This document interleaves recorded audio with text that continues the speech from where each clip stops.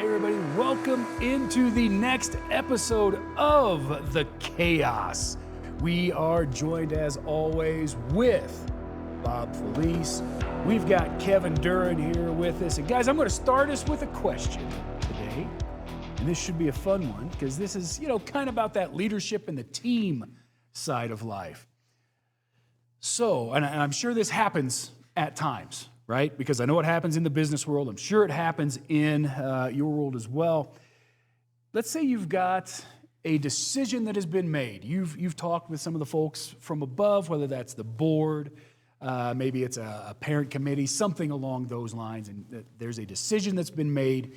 You bring it in front of the team, and the team says, we don't like that. As a leader, how do you handle that conflict? How do you actually come in to go, you know what, this is the decision that we've come through from above coming down, and nobody really likes that whole, we're going to pound it into you because it's coming down, but how do you say, this is what we're doing and this is how we are going to move it forward? How do we do that, guys? Sometimes we have to do stuff we don't like.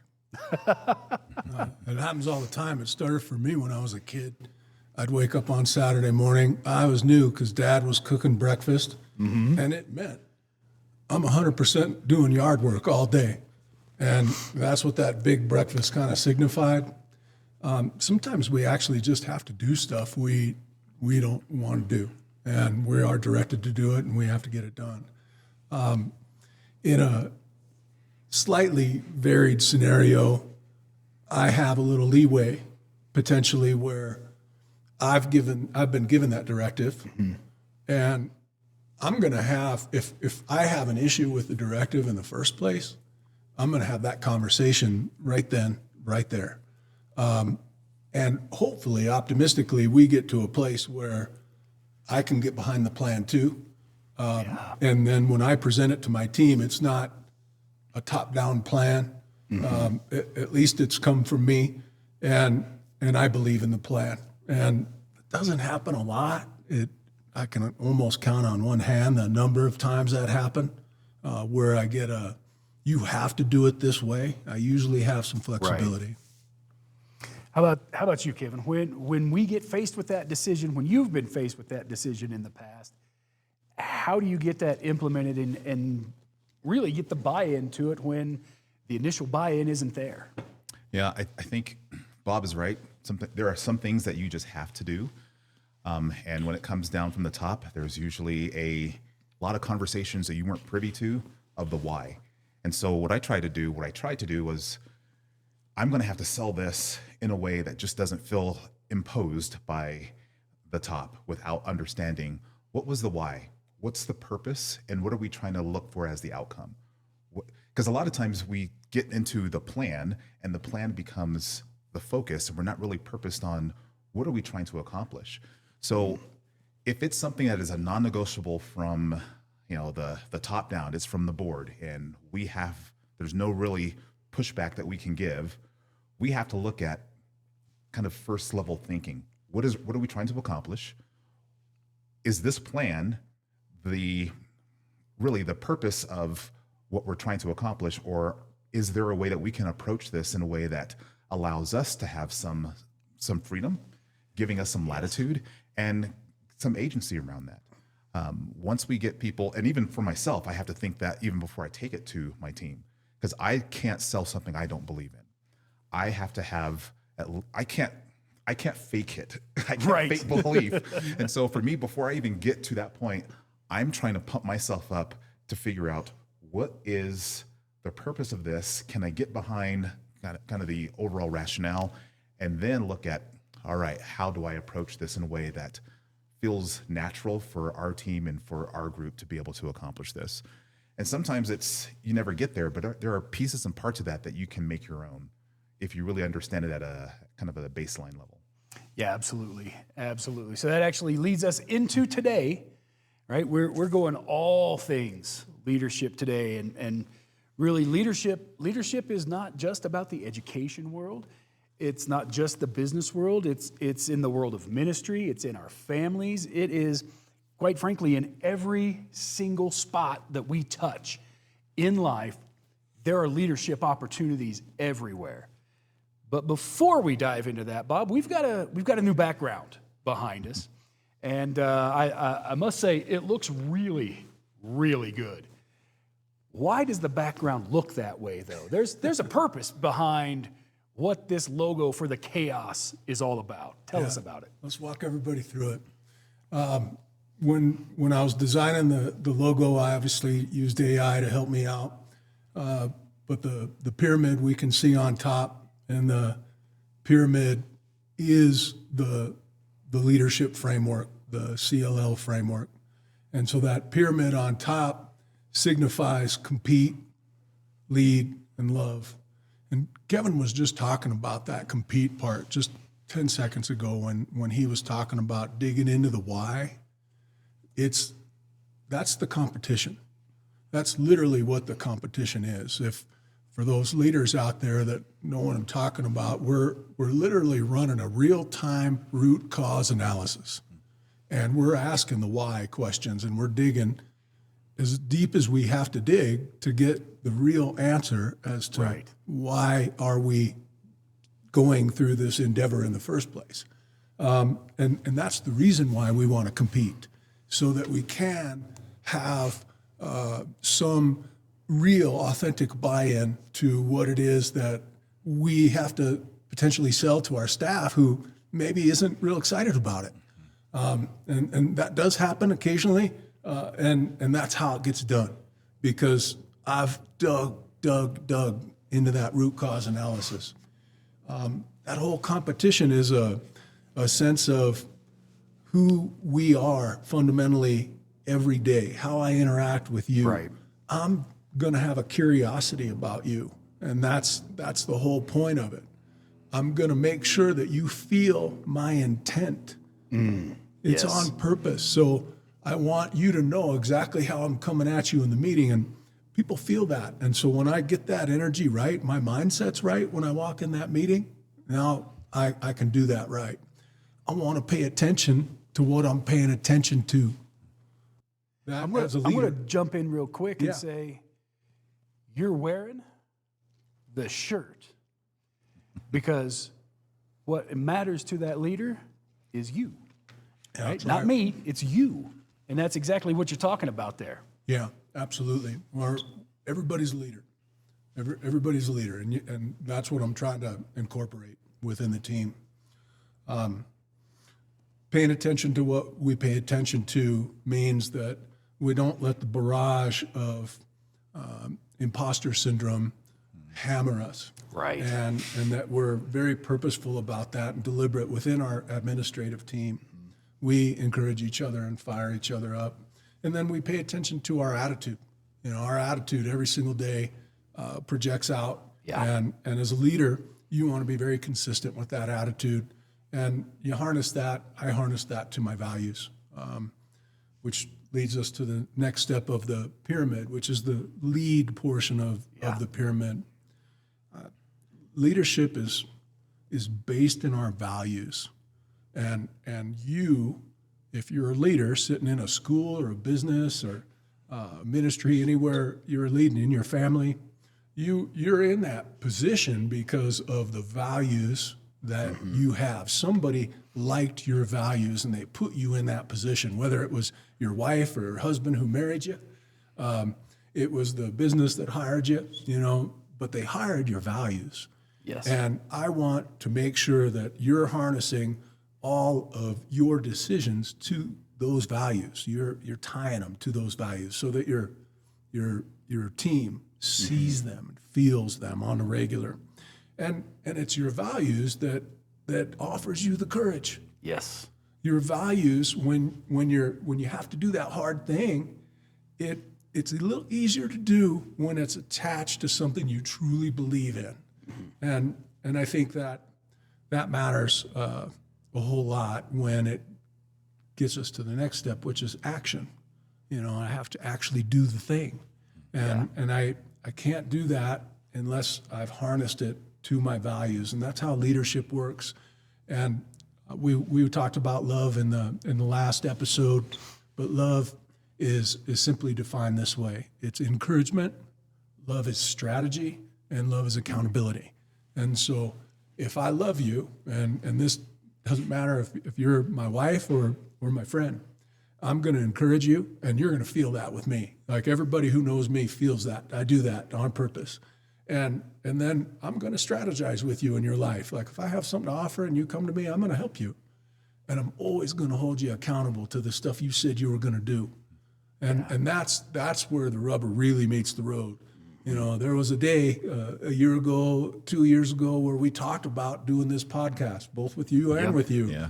You know, and finally you have to do the stuff. Yes. And we kind of held each other accountable and actually got out here and did it. Right. You know, and that's the leadership pyramid that sits on top. Underneath the pyramid is the compass eye, and the compass eye is you in the mirror. It's you in the mirror holding yourself accountable, because you are really only in charge of yourself, and people will follow you if you do a good job of holding yourself accountable and leading yourself. And so that compass eye is you in the mirror. The spiral that you see around the eye is an idea that a good friend of mine, Andy Holloman, who used to be a board member on District 49, shared with me one day. He said, Bob, you know, we go in circles in life and we see the same thing over and over and again. And wouldn't it be better if we were able to somehow spiral up? And so I spent an awful lot of time thinking about how do we spiral up? And really that's just about, you're going to see those same things over and over again, but it's not the same you. You made that mistake maybe last time, and you have eliminated one potential road that you're going to go down. And so you have a whole bunch of new mistakes to make. And so that's the spiral up. We're always going to get just a teeny bit better every day. And so that's what the chaos is all about. You know, we see the chaos out there in the world, and what we're out here trying to do is seed it with as much good as we possibly can. So that's our new backdrop. Yeah, I love the explanation. I love the explanation in there, because it's, I mean, with that visual, it is all right there and in front. There's no guesswork as to well, is there something little hidden in it? No, it's all out in front. Right. It is all on purpose, and it kind of speaking to that purpose, right? That CLL framework in here: compete, lead, love. I want to break those down a little bit more in depth. So when we get to that compete part, and you guys could both speak to this, but Kevin, I'm going to throw it to you first. As a leader, when you look at competing, and yeah, we've got competition between schools, and you could do this or that, you know, between departments, but what do you see? How do you explain to whomever it is you're leading what compete really means? Yeah, this is one where I had to ask Bob, really, because as soon as I hear compete, I think about competition, I think about football, I think about, you know, when I wrestled, I was competing against that guy in front of me, and I had to be better than him. But that guy in front of me is me. Yes. That's the competition that we're talking about. It's not comparing yourself to others or looking at a way to take somebody else down, because the collective, collaborative nature of education has to be that you as my partner, we're looking to get better together. And if I can benefit you and you benefit me, that's the synergy that we need to have and create. But when I look at myself, like Bob said, every year I should be looking at what can I tweak, what could I improve? What are the things that I saw that I needed to change within myself? Because what you said about the I is the most important thing.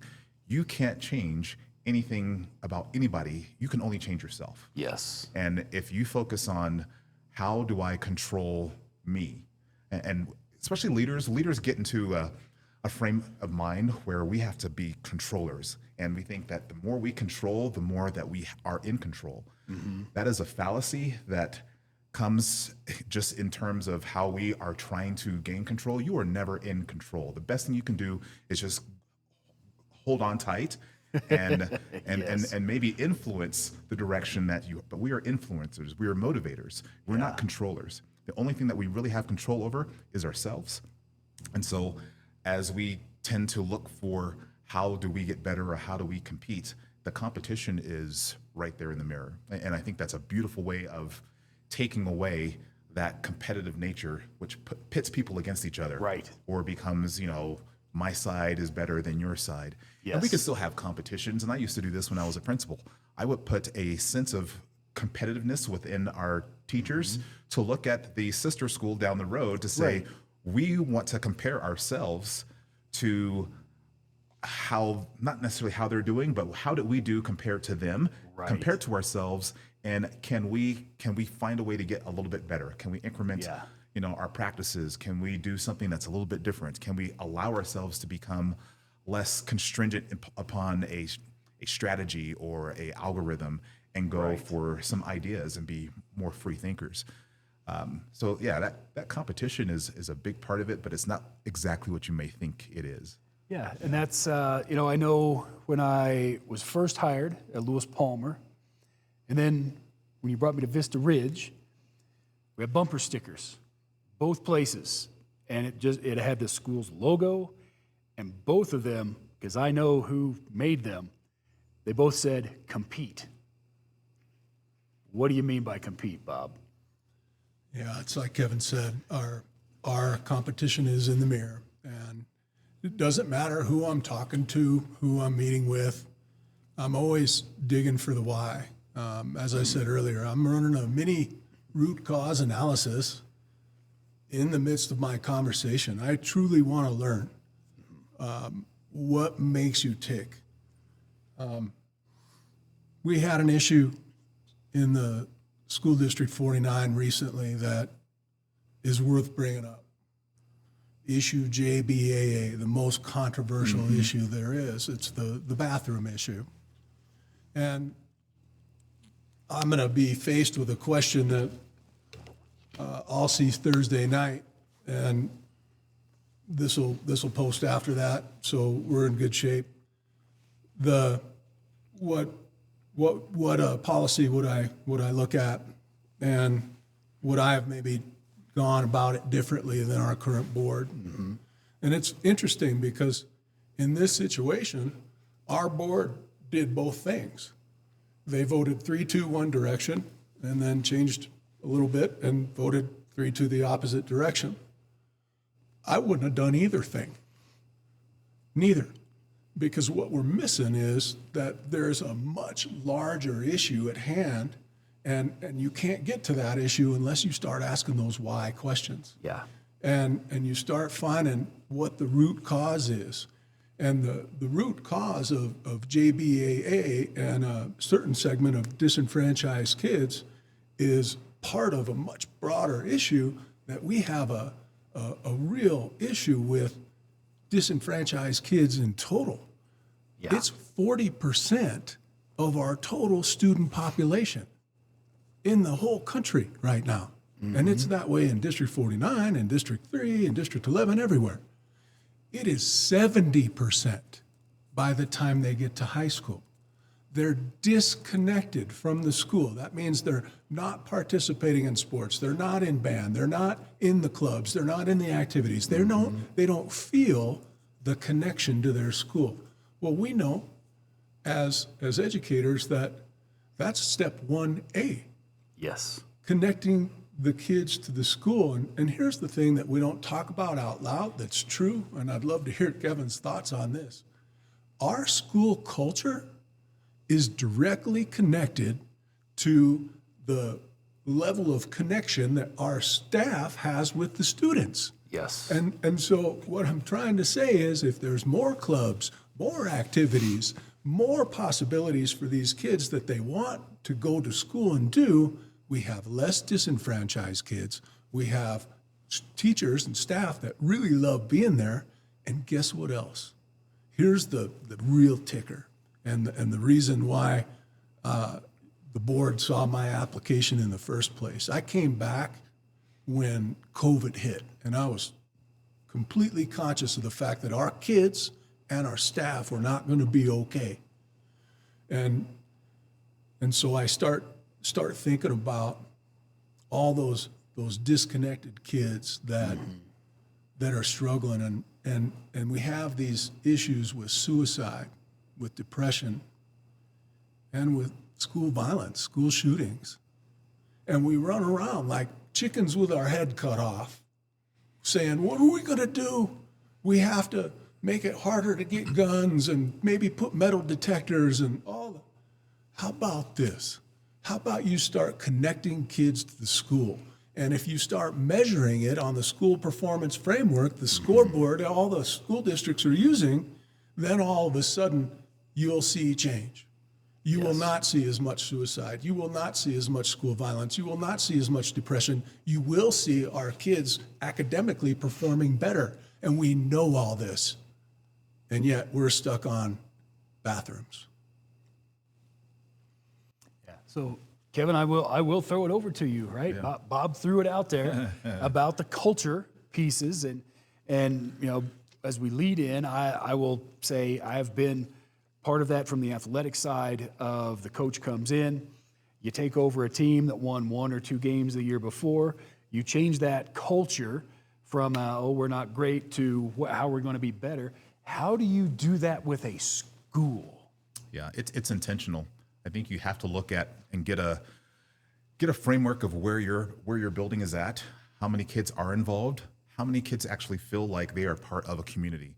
And that word community is huge. It's huge in when you're a leader for a company, whether you're a church organization, whether you're in a city council, a neighborhood. Community is what people are hardwired for. Yes. And if they can find something they can connect to, then the community helps to kind of resolve some of those issues of loneliness and disenfranchisement and not feeling like you're a part of something. And then you can build around that community. Then that community, if it's healthy, if it has a healthy leader, then you can build some really positive things and really infuse culture into that community. But first you have to get people involved and seeing themselves as part of that greater organization. Yes. And exactly what Bob said, it is giving everybody a way to connect to something within that community. We did this at Widefield when we were looking as Widefield High School or the district. When I was at the district level, I really looked to see if I was a kid, what are some of the things that I could not find to be involved with within school, so I had to go outside. And I was a good kid. I wasn't actually looking for things to get out, not to be involved in something positive. But, we infused some things that had never been there. We looked for how do our most nerdy and geeky kids get connected? What are things that they should be involved with in school rather than having to go on the peripheral side or maybe not even have a way to engage in that? And so we found things for those kids. What about those kids who just like to skate, or those kids who, if a teacher is involved in a club, that gives them one more way that they can connect to that kid. I remember as a teacher, if I could find something, if most of my kids were music kids, I altered the way that I spoke to that group of kids, because I knew that if I could find a way to speak to them in ways that they really understood, I had them. I was teaching math, so I had to find something.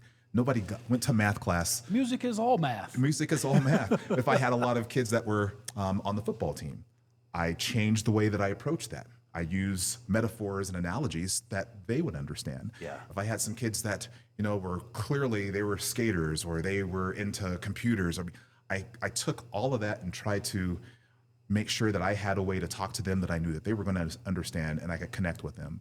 But if we did that holistically as a school or as a district, to purposely find niches that we know our kids are involved with and make it connected back into the school, so that after school clubs, after school programs, maybe even what do you call it? It's not intramural programs. All of those things were then connected back to the school, and the community of the school became bigger than just you go to school, you have your list of classes. Now it's everything. It's your friend groups, it's your social patterns, it's your weekend, schedules. That's what you're trying to really aim for. Once you can get there, I think you solve a lot of your problems. It may not solve everything, but you're going to whittle down those problems, and you're going to have the community kind of help itself. It won't be just you trying to find ways of helping every single kid. Rick, we should talk about Craig Kettles right here. Yes, we should. Craig Kettles was our band director at Lewis Palmer High School for, 2-3 decades, a long time. Well-known, great guy, one of the best band directors in the state, if not the best. At any rate, we made a change at Lewis Palmer High School, and we split the athletic director position into athletic director half and activities director half. And Craig changed the trajectory of my thinking as a school leader when he did this, because he would say out loud, I don't even know if he'll remember this, but he would say it out loud in our administrative meetings, I am trying to get every single kid at Lewis Palmer High School to want to stay here between 3 and 5. Yeah. And so that was his out loud stated objective. And he knew that in our school, we'd have a bunch of kids who had to get home and maybe watch little brother or sister, Right. handful of kids or a bunch of kids that had to go get a job. But we were still trying to bump that percentage up. And the way he did it was outstanding. We created clubs. It was over 100 clubs.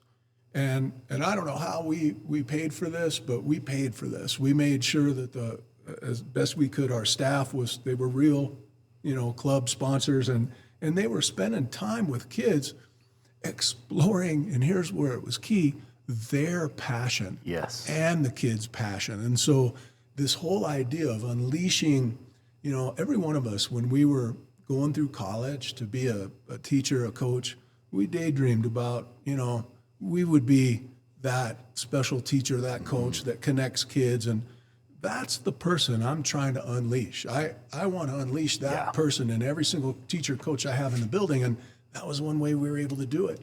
And when you have over 100 clubs and all of a sudden all these kids are hanging out after school, you brought up intramurals. We had intramurals going on during lunch. We had tournaments that he organized, like basketball tournaments, pickleball tournaments, those sorts of things on the frequent. Every week we were doing this, and the kids, they all loved it. And they were all getting connected to the school. And at that time, we were an enormous school. I don't recall, I think we were 2,700, 2,600. It was a lot. Yeah, somewhere in the 3,000 range. Yeah. So what happens if you start measuring the school performance framework and you start measuring all the things that we don't currently measure that we do in schools? We have these courses, we have these clubs, we have these sports, we have bands, we have theater, we have all those things. They're just not found on the scoreboard. And so if you change that, what we measure, we prioritize. And so we send that message, and all of a sudden we'll all reap the benefit of it. And those benefits are painfully obvious for all of us in the world of education. Yeah, and I think that leads us, pun intended, into that next piece of the pyramid, and that's the leadership side of that, right? And we talked about this on the last podcast a little bit. We talked about Jim Collins and the levels of leadership. He puts out 5 levels in his book, Good to Great. He talks about your level 1 leader, who is that highly capable individual. They make those contributions because of the talent, the knowledge, the skills, the good work habits that they possess. Your level 2 leader, that's your contributing team member, right? They're not over in their own silo, but they are taking their individual capabilities and they're moving that into achieving those group objectives, those group goals. They're working effectively with other folks. They're not the squeaky wheel per se, but they are the one who, hey, because they did this, the whole group is better. Your level 3, and kind of think about these as they work through here. That level 3 competent manager, right? They're the folks who can organize all of those individuals, get them rowing in that same direction. Level 4, that's your effective leader. That's the one who basically gets the buy-in, gets the commitment to this overall vision. And then at level 5, and this is one of those weird dichotomies that Collins found, is the servant leader, right? That level 5 leader, that's the one who, Collins says, builds enduring greatness through a paradoxical blend of personal humility and professional will. Right? So those are our 5 different levels of leaders. And I know that we have seen every last one of these in a school somewhere, in a business somewhere. Kevin, if you could, talk a little bit about, maybe some of the different values and characteristics of some of these folks you've seen that you've worked with. In terms of other leaders that... Yeah, other leaders or even, the faculty who are really great at teaching this class and that class, and those that, can bring that community together in other ways. Yeah. I mean, and you recognize that, especially as a new leader walking into a building, you have to seek out all of those power brokers. Yes. Look at those teachers who are, whether or not they know it, they are leaders. I had a teacher who was a very loud and big personality in the math department.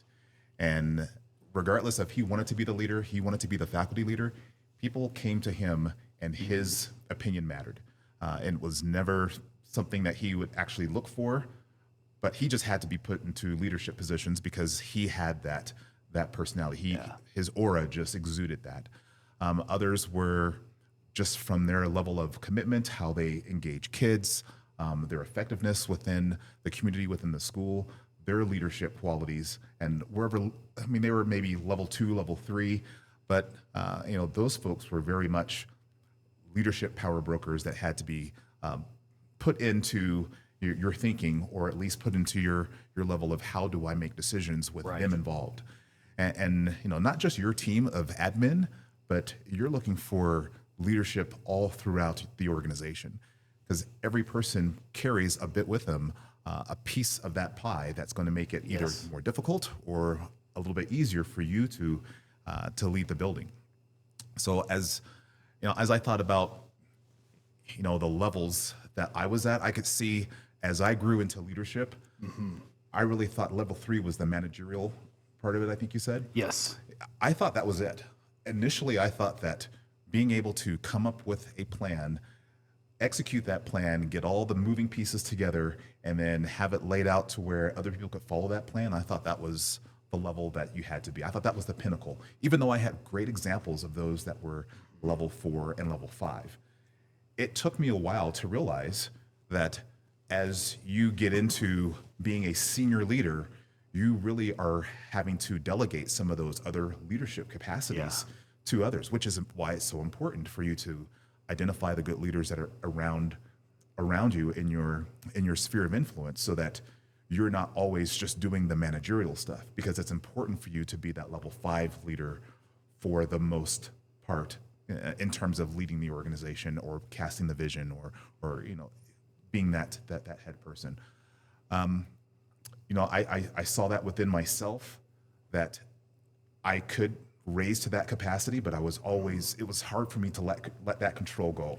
Right. I talked about leadership, where leaders tend to have the tendency to want to control everything. And part of being a leader is to let go of some of that control and allowing other people to exude their leadership capacity around you. And then, like what Bob says, encourage them, motivate them, and give them that vision. It's not about you driving the car as much as it is, coaxing the direction, and make sure you're influencing that to go in the direction that you see it going. And Bob, we were talking about this earlier today. If you were to, just kind of break down inside of a school where these folks are, that highly capable individual, that's the classroom teacher. That's the one who knows their stuff, engages the kids. They're kind of in their own little silo, but they're really good inside of that silo. That contributing team member, right? That's somebody who's part of the English department or part of your STEM department or whatever it is, and they're helping to kind of guide along through with what goes on in that department. You get your level 3, those are kind of like your department chairs, right? These are the folks who are looking at what does the research say about how we should be teaching and how we should be coming through and determining if we're making the right progress, right? And some of those go into that level 4 as well, right? They can bleed into that level 4 to not just see in their department, but to start to see the vision overall. And ultimately, you get to that level 5, that servant leader who is out there looking for those opportunities to say, hey, you're really good at this. Keep doing that. How can I help you be better?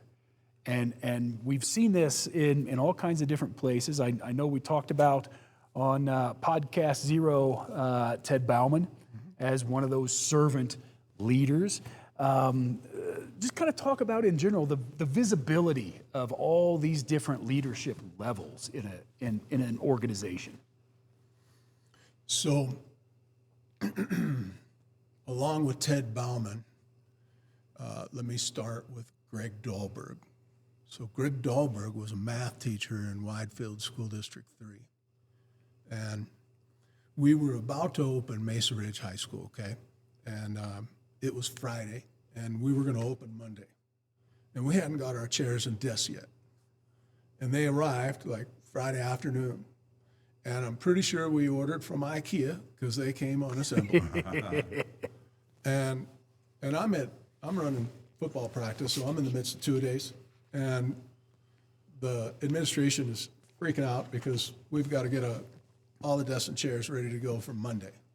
And Greg led an army of staff, and he ended up staying the night and putting desks and chairs together over that weekend so that we could all teach.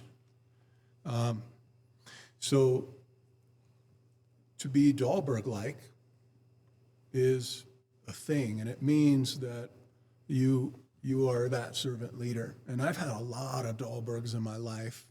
Ted Bauman was one, Craig Kettles was one. I got to play for one at UNC under Joe Glenn when I played football up there. I've had so many.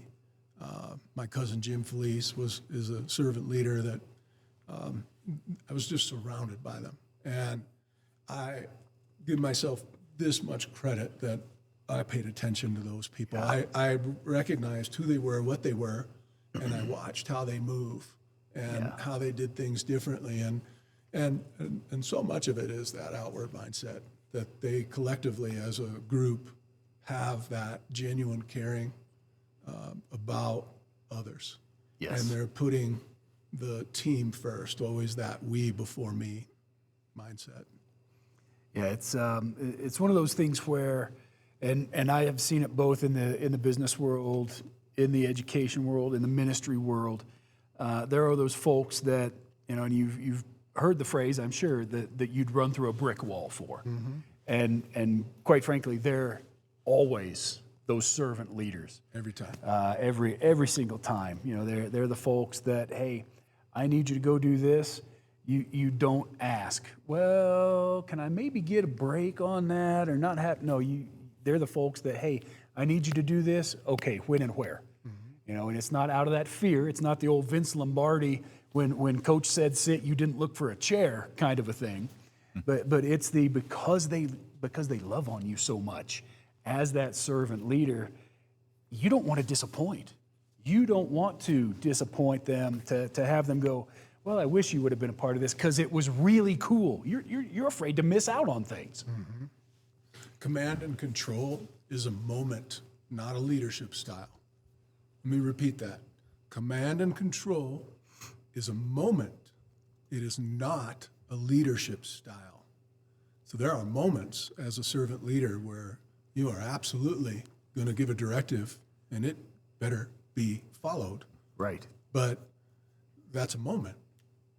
That's not how I lead every day. They don't get to see that person.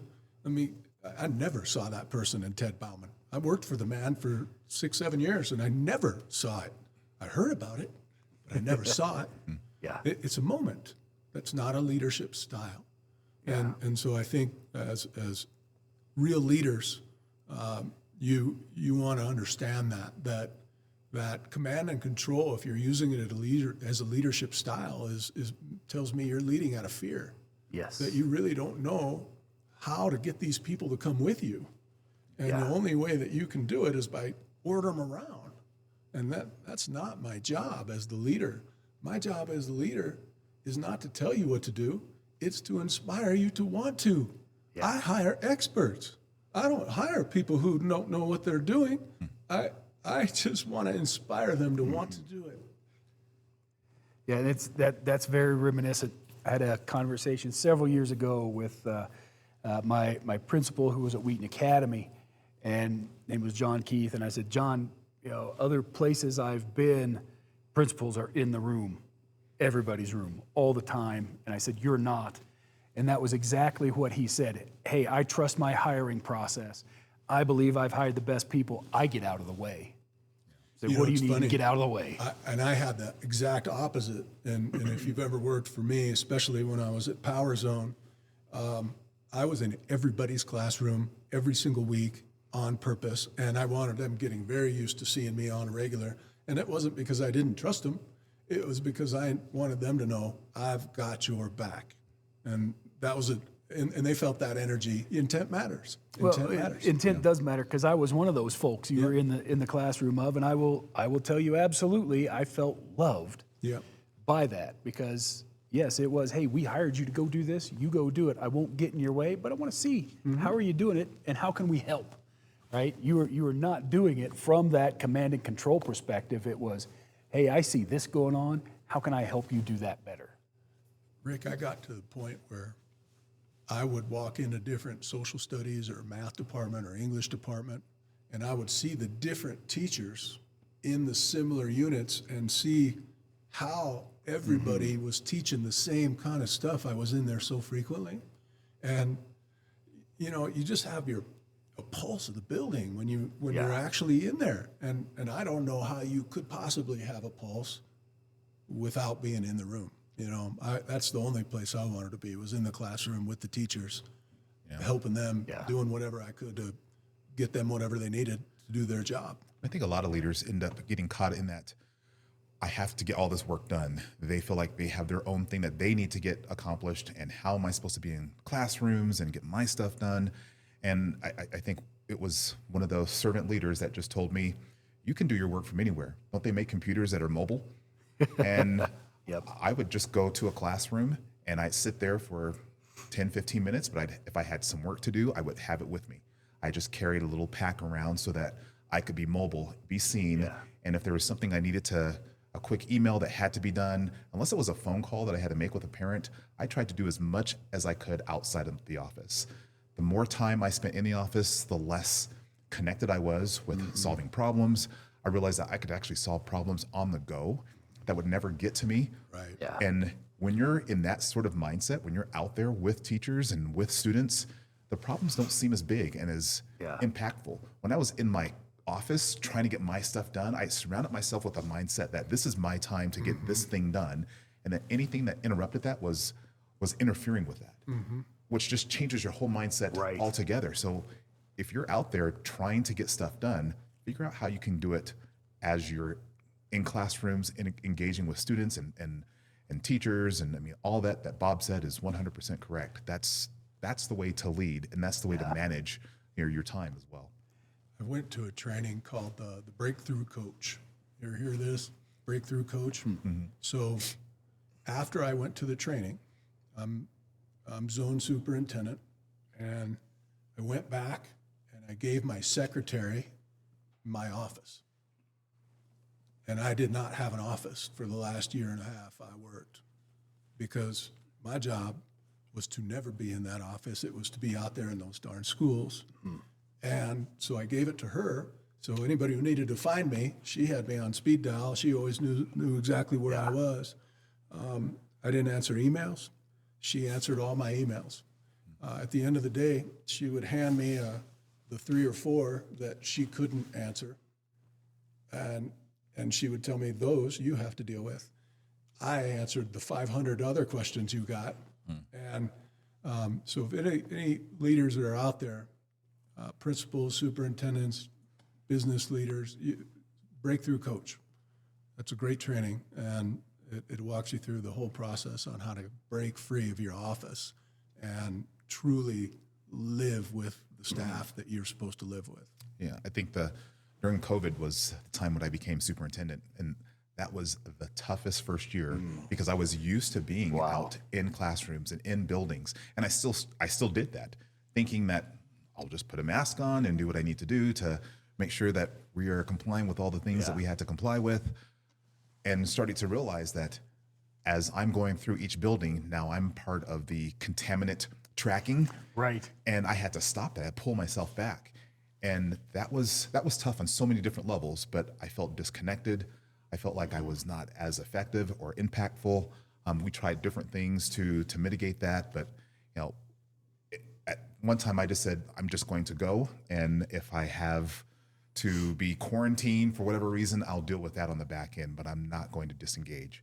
Yeah. I think it was a month and a half where I just okay, I can't, because I'm going to be part of the problem, not part of the solution, but it's that important. Yeah. You have to engage in, those close contact leadership. Leadership by proximity is a huge, huge thing. Yeah. Yep, absolutely. I think that kind of steers us now into that final piece of the pyramid, right? We've got compete, we've got lead. We did a whole thing on the last episode of Love, but come back to that again a little bit. Kind of take a look at that, right? The idea that without love, we can't hold people accountable, right? Or not truly hold them accountable, right? Because it all starts with that leader, that level 5 leader, that servant leader, because the servant leader does what they're doing out of love, right? When I was hired to take over Falcon Middle School, I was super conscious of the idea that I was leaving Lewis Palmer High School, which was at the time the biggest high school in El Paso County. It was Friday Night Lights and Monument. The whole town stopped. It was as big time could be in a public school. And I was going to my local neighborhood middle school. And I was very conscious of that. That was the energy that I was feeling, that I was kind of going from the spotlight to a little bit dimmer. And my answer to that immediately was this, and it was probably the most fortunate thing I ever did. I fell in love with my staff on purpose. I literally went out there and got in their faces and got to know them and meet them, and was intentionally looking for things that I really liked about them, and they made it so easy. I was surrounded by Falcon Middle School with a ridiculously elite bunch of human beings, so many of which have gone on to leadership positions since then. And so I got very lucky too, and at the same time. Yeah. But that was what it was about. It was about actually falling in love with them. And it's the same kind of love that you have for your family, for your kids, it's that, I'm gonna be protective over them. I'm gonna care about them. I want them to be successful. And it's that more than anything else. And I keep saying it over and over because it matters and you need to hear it over and over. People can feel your intentions. Yes. And so when it's genuine and it's authentic, that just gets all over them. And it's what you want them to feel from you is what your intentions are. And if conversely you're one of those command and control people, they feel that too, man. Yeah. And yep. I don't like that so much. No, not so much. Kevin, we talked a little bit earlier before we got going today about that honesty and vulnerability as a leader. And those aren't necessarily the things that just pop up first on our list of I need to be vulnerable as a leader and let everybody into what I do, right? Yeah. And I think that's an important thing that people miss when you get into leadership, that you have to be perfect. You have to have all the answers. People are looking to you to lead, and that means you are the pinnacle of all things right, and you have all the solutions. It's the opposite of that. Yes. If people think that you are in your position because you're perfect, then you are not accessible, and you're not actually leading them. You're just sort of being kind of a guide of an idea that they can't follow. Every one of us are fallible human beings. Every one of us are people who are going to make mistakes. It's that level of openness and honesty that has to get portrayed. I mean, you're exactly what Bob talked about. You have to love them. That means communication.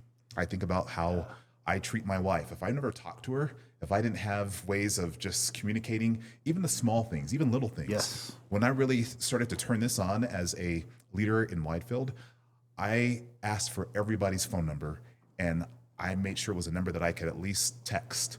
Yeah. Just to give them little messages. Sometimes I tell them, I'm going to text you. It's not creepy. I don't want you to think I'm, if you're uncomfortable with this, just trust me in this, but just give me your number so I can, if there's ever messages I need to get out, that I have your number. And I would find out just little things about if it was their birthday or anniversary or even just like a holiday, Happy Easter, just text that out to everybody and just, give them a sense that you are part of their circle, part of their community. But also when you make mistakes, you have to stand up in front of your staff and own it. And own it in a way that shows that, look, I screwed up here. And this wasn't something that I ever intended to have this outcome, but I'm here to ask that for your forgiveness. And here are the things I want to do to make this a little bit better. Yeah. And so that we can kind of get ourselves back on track again. I stood up in front of my staff and I think I even shed a tear, which was weird for me. And it was very uncomfortable. And I still feel like, oh man, I showed weakness. That the guy part of you is like, you don't want to do that. But once you do and you kind of get over yourself, it's something that they had to see, because that's the vulnerability of your human side that you're trying to portray. I wasn't perfect, and there were things and decisions that I had to make and then unmake and then make a different decision around that. And I think when people start to respect you and know that you're just, you're making decisions for their best interest, and the intent and the why of what you're doing is out there, then you're showing a part of that leadership capacity that they need to see and be able to trust. And it's a trust issue, really. Yeah, and that's one of the things that I've a number of from my business partner to colleagues to clients who, because we're in a military town, have been in that military life. And one of the things I have learned from them is very similar, right? In that honest, vulnerable sort of way, is that when you are in leadership, you make a decision.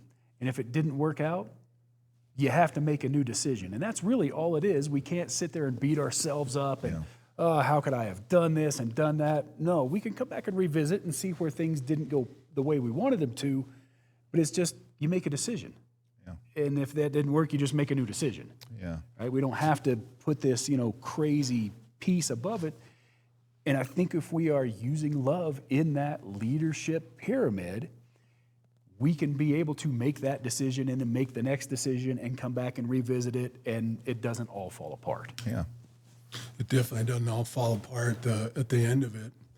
At the end of the recipe, if you will, for love is accountability. Yeah. And so when you've done all the things, I've competed with myself, I've pushed my values into everything, I've been the encourager. I've done the strategy piece. I've tried to work with. Eventually, accountability is the answer. Yeah. And that's the moment that the command and control moment happens. But it's not until you've worked the whole pyramid, and we have a tendency to skip over the pyramid and go straight for the accountability, and we can't do that. It's all those other things that matter along the way that help. Because we're trying to build a relationship. I'm trying to build a relationship with the people I lead, and the thing I'm trying to be and aspire them to want to aspire to be is a good teammate. Yeah. Yep. Absolutely. So I think that brings us to kind of this last little piece, right? We talk all about the different kinds of leadership, but how many folks have we run into that have excuses as to why they can't be a leader? Right? The whole, well, how do I lead if I'm not given title, whatever, right? I am not the department chair. I'm not the assistant principal. I'm not the dean of students. I'm not the principal. I'm not the superintendent. How do I lead if I'm not, and fill in the blank, right? How do we start by kind of negating that excuse out of folks? I think we have to be honest with our own imposter syndrome, that people are looking at leaders as if they have it all together, and being honest and vulnerable, and letting folks know that, you know, part of being a leader is knowing what to do when you don't know what to do.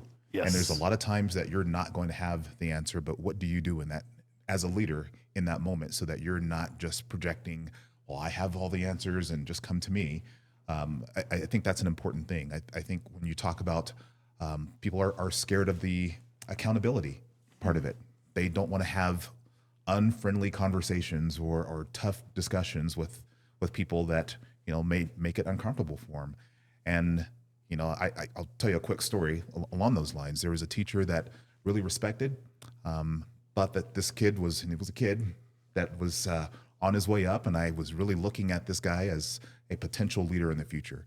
And he made a decision at some point that I had to get involved in. And it was a poor decision that he made, and I didn't have to fire him. It wasn't that to that level, but he was going to get written up. And in the process of talking to him and going through that process with him, I loved him. And I looked at him as, this is a guy who I have a choice. I can break him down and destroy the capacity of him looking at himself as a potential leader, or we can look at this as a love and learn and move forward moment.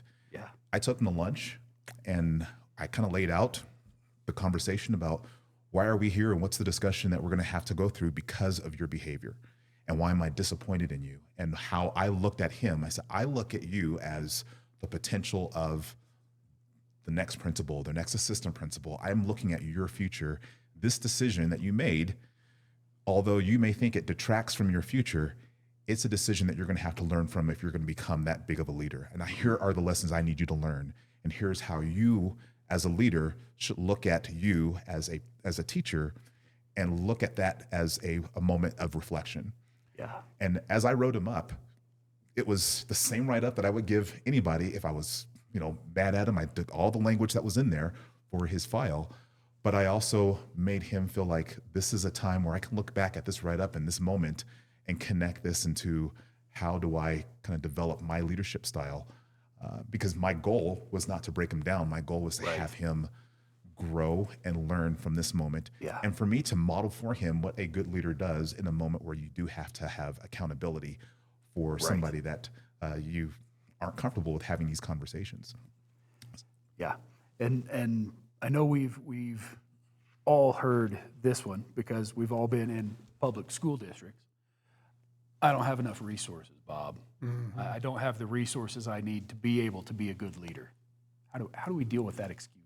I don't have resources to be a good leader. Yeah, I need more resources to be able to do these things. Everybody's a leader. Their resources are internal. They're not external when it comes to leadership. Who you're describing is that pessimistic kind of me type of person who works in our world, right? And that person exists in every corporation, every business, every school in America. And the answer to that is on the lead part of it. It's really pushing our values, that these are the expectation that we are all striving for together. And that's always the answer. It's back to the values that we're pushing as a school. And so you don't need any stuff to push values. There's no, new overhead projector or special computer or anything that's required. It requires you building relationships with kids. Yeah. And that's my expectation. And the more I push that and make that super clear along with those values, the more people I get swimming with me. Yeah. That same direction. Because I haven't made it a mystery. They know what my expectation is of them. Yeah, and Kevin, we talked about this little piece a while back as well. It's the excuse that comes out that this, and fill in the blank, right? This economy, this market, this system, this whatever, makes it too hard to do this. How do we deal with that kind of an excuse? Yeah, I think it goes more along the lines of what Bob was talking about is, what are the things that you have control over? We can think of a laundry list of things that we will never have enough of, or what's the perfect scenario for us to walk into. But what do I have control over? I have control over my own mindset. I have how I interact with other people. And then what are my goals and those things that are my values that I can share with the people that I'm leading. We can always look that we have a deficit of things, or there's this politics, or it's the board, or it's parents, or whatever. You can always come up with excuses, but that's what they are. They are excuses. They're reasons to either back down or freeze or do nothing. If we look at that as a challenge, if we look at that as what can we do with what we do have, what are the things that we have around us? Perfect example, the equipment that we're recording on, it was stuff that I had to accumulate from 4 different rooms in my house and find out through YouTube and other channels of how do I put it all together. I didn't go buy anything. We just said we wanted to do this. I said, I think I can do it. And we built this based on what we had, not the excuses we could have built around it. So, I mean, that's one example, but life is all about how can you create something based on what you currently have. And then as you start to build that out, opportunities, the universe, whatever you want to call it, is always going to find ways to give you those things or the synergy that you need to kind of build layers upon that. But start now. Turn the microphone on now. Start leadership now. Now is the time that we have control over. We don't have control over the past, not even the future. It's this moment. Yeah. And if we start in this moment, then we're going to be able to at least say we've taken the first step, and there's never a second step without a first. So I think that's how you really work towards that. Exactly. Now, Bob, I want to talk a little bit here about that pyramid again. And when we are missing pieces, right? When there's a collision of we're going to compete, but we left out love, or we're going to love, but we left out compete, or we're going to lead, but we're not going to worry about love or compete. Right? There are some collisions that happen in there. What do we get when we're not using all 3 parts of that together? If you try to start without the base of the pyramid, you'll have a failure to launch. Sorry, this is in my head a bit. This is another answer to a board question for Thursday night, but just the reality of it. Andy Andrews wrote a book called The Bottom of the Pool. And it's relevant because one of the district's big cultural rocks is launch successful students. So how do we launch successful students? So we better define what a successful launch looks like. And I couldn't help but to think about the bottom of the pool analogy. So when he was a kid growing up, they would all be in the pool and they would play this game called Dolphin. And in the game of Dolphin, you'd go to the deep end and you would have to swim your way up and just launch yourself out of the water by swimming as hard as you could just to launch your body out. And the same kid won all summer long, every summer, because he was a little bit older, a little bit bigger than everybody else. Well, there was this one kid who everybody knew lost all the time. He's like, I want to go last today. And they let him go last, and then they all wanted to leave because no one wanted to watch him do his dolphin thing because he had no way he's going to beat the big kid. Well, this kid jumps in the deep end of the pool and swims down to the bottom of the pool. And they're all going, what is he doing? Why is he going to the bottom of the pool? And he kneels down and he squats and he launches himself up from the bottom of the pool. What that teaches us is we have to be connected to have a successful launch. And that's what school's about, connecting students so that we can successfully launch them, because disconnected students don't have the self-confidence that they need. they're not as gritty as they need to be. They lack the character. They lack the leadership traits. They don't have the self-regulation. And we know that if they have all those things if we just connect them. And it's such a simple answer. Yeah. So let's kind of throw a little real world application in here, right? As we're going to start to close it up. Where do all these things come together? Because it's not just in schools, right? It's not just in educational leadership. It's all through our lives, right? Where do we get to really take leadership skills, leadership abilities, start doing the honing of some of that, and put it to work? Your family. That's where I'd start. In with your family, and the leadership pyramid, the framework works for relationships, period, and it's relationships that we're trying to build, and there's no place like home to start. Yeah. I'm a much stronger leader, just fundamentally when my relationship's good with my wife, we're solid. Boy, my confidence is, it's up. I walk with my shoulders a little higher. That's real. Don't ignore that. Play offense with that. Yeah. 100%. I think that's where you have to start. And how you learn to love is how you love the people that are the closest to you in your life. If communication is off at home and that has a degrading effect on your relationship, it's going to have a degrading effect on your relationships at work and everywhere else. If you show love, and you have to learn, like going back to your wife, you have to learn what her love language is and how they receive love. Relationships are messy.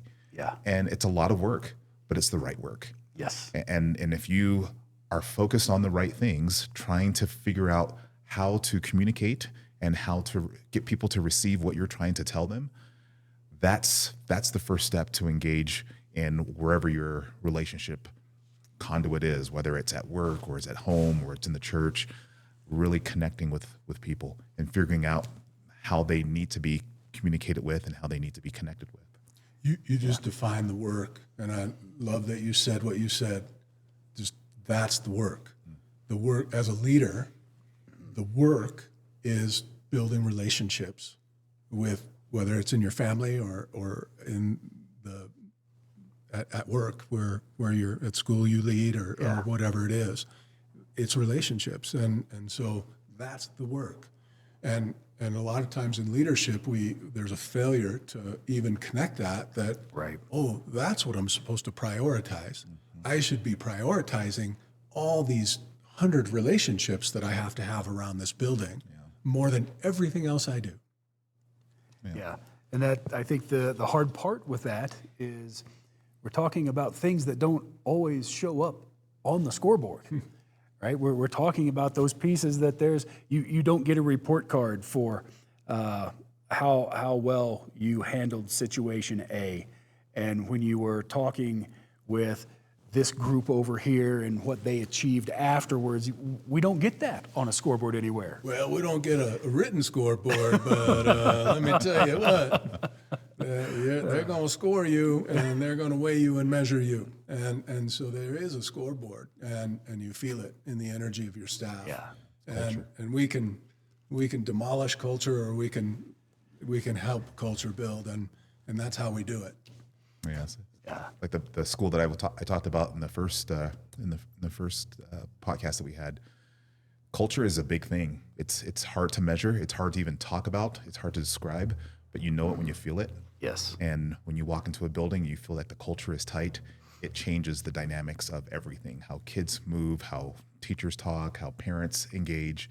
If you leave it as the last thing that you do, that's the last thing that you'll be looking at cleaning up. Is how do I change the culture? You got to figure out that first, and that starts with relationships. Yep, absolutely. So as we're kind of wrapping up here, right? Just some final thoughts across the board, really.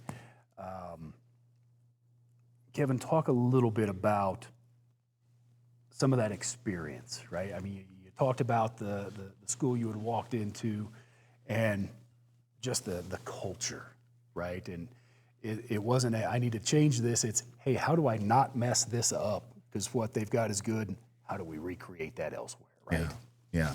And that's the big thing is we tried to figure out as district leaders, how do we copy paste this culture thing into each one of our buildings, and looking at what are the characteristics that this building that's really shining in their culture, which then is starting to show up on the scoreboard.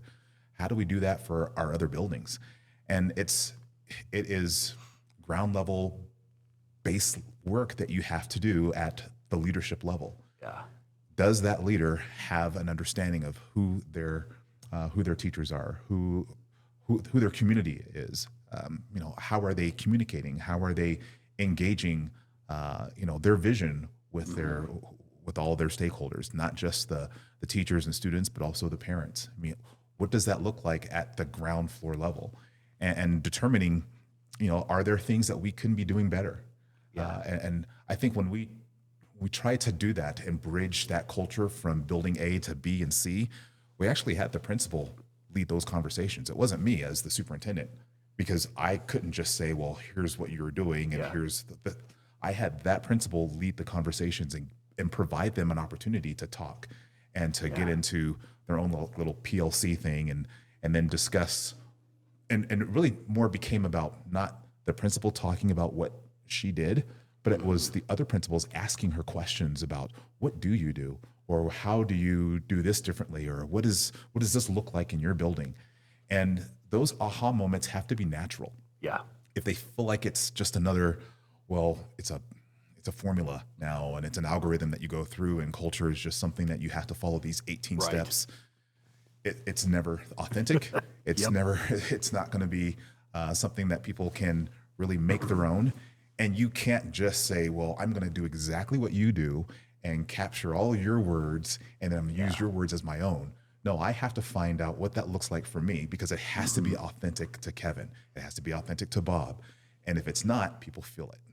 And they're going to see right through it. So it's a lot of soul searching for the leader in terms of what did you think leadership was? And now that you see an example of the effectiveness of what leadership looks like, how do you change, or what can you do differently that's going to exhibit more of those leadership characteristics that are the most impactful characteristics that are out there? Yeah, it's all of it, all of the leadership pieces, all of the philosophizing, for lack of a better term, in there. I pull internally all the way back to Scripture, right? The idea of compete, right? First piece, 1 Corinthians 9, chapter 24, Paul says, do you not know that those who run a race all run, but only one receives the prize?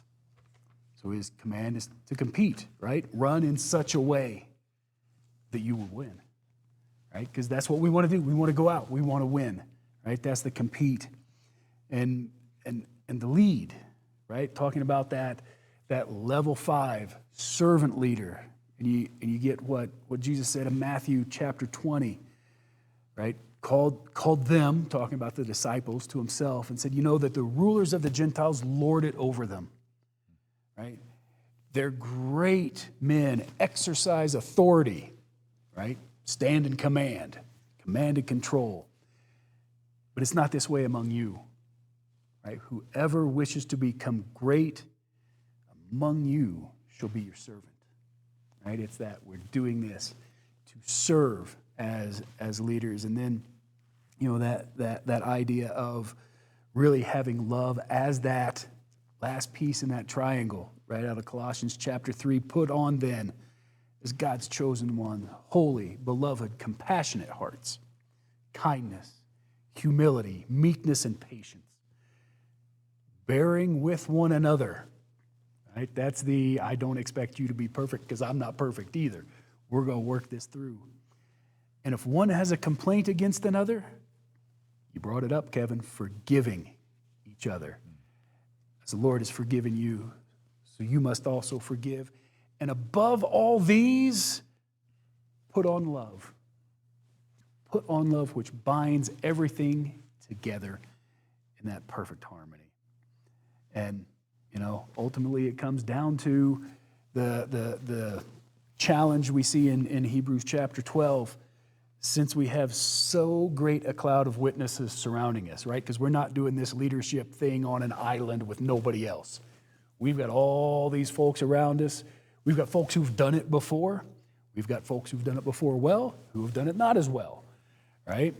I can tell you right now, when I was thinking about the excuses, the first thing that came to my mind was Moses, right? And the burning bush and all the reasons he could not lead Israel. I'm not good at this and I'm not good at that. And it also reminds me then, because my brain goes to Star Wars and Luke as to, but I was going to the Tashi station to pick up some power converters. It goes right there. Your recall of that line is magical. But it's about, right, we've got that great cloud of witnesses around us. So let us lay aside every encumbrance, right? Get rid of everything that trips us up, and let us run with endurance the race set before us. It's not our opportunity to give up, right? We get that. Here's the challenge in front of us. We're going to go do it, sort of thing. I love that. That's powerful. Speaking of challenge, I wore this T-shirt on purpose. The message with the T-shirt is, there is no I in team, but we need you. Yeah. We need you. And my challenge is real simple this week, man. The challenge is always real simple. Go be the best teammate you can be. Yes. If you don't know how to lead, go be the best teammate you can be. And it doesn't matter where you work. It doesn't matter what situation we're talking about. Maybe it's at home. Go be the best teammate you can be. That's the challenge for the week. Yeah. That last piece, right? What we measure, we grow. We measure, we grow. Right? So, question that we get to leave everybody with at the end of the podcast today is, what are you measuring? Join us again later for the next episode of The Chaos. Thanks, everybody.